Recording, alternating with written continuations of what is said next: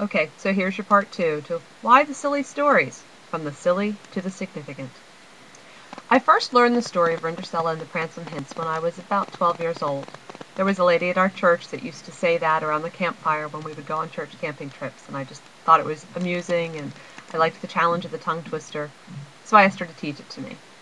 And it was a really big deal, believe it or not, because I had to work hard at it. All of the diction required to get the syllables backwards but still have it clear was a challenge.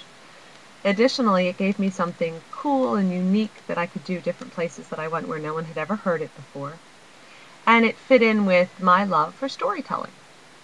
I really think that we are all, as human beings, drawn to stories. I think that it's one of the best ways to help form relationships is for us to tell our stories to one another. I think it's the best way to teach someone something that they don't already know how to do. Put it in the format of a story. I think that there's a very, very good reason that the Bible is filled with stories. It's because we learn truth from storytelling. Learning techniques and ways to tell a good story and tell it well, those are life skills. They're not just for entertainment purposes, although I will grant you that there's probably not a whole lot of life truth to be gleaned from Rindercella and the Pransome Hints. When I work with drama with students, especially homeschooled students, I have a real heart for helping them become good storytellers. Even those who are not particularly charmed by being on stage and who aren't going to continue acting in their lives, they still learn life skills by participating in drama, because I help them understand that drama is just about good storytelling.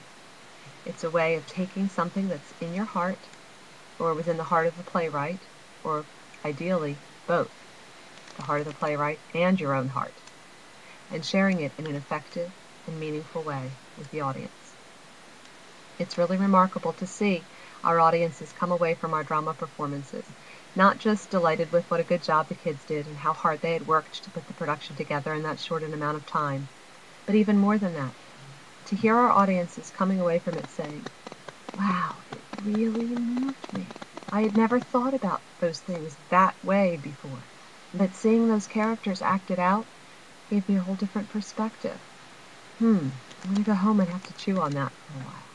Oh, that does my heart good. And you can see it just light up my actors, because they know that they told a good story and they told it well. It might even be a silly story, but it can take on significance, just like the story of Rindercella did for me. Sure, it's a silly story, but the process of my learning it at the age that I learned it, the season of my life, the person who taught it to me, and the way that I used it as a tool many years later to teach good diction to my choir students and my drama students, that took it from silly to significant. Even the silly things can often take on significance over time. So think about storytelling with your homeschoolers. Tell stories to one another. Practice reading aloud with feeling, with passion. Try playing around with the voices in a story.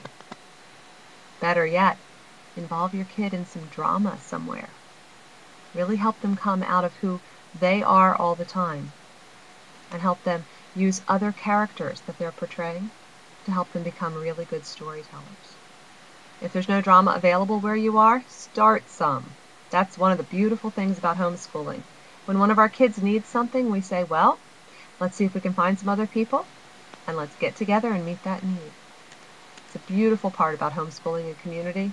It's been one of the greatest blessings of my life in the last 15 years. If you want some resources for starting drama activities for homeschoolers or for growing the drama offerings in your area, you can visit www.sevensistershomeschool.com. There are free downloads, there are plays that you can purchase, there are encouraging posts in our blog about using drama with homeschoolers. There's lots there for you.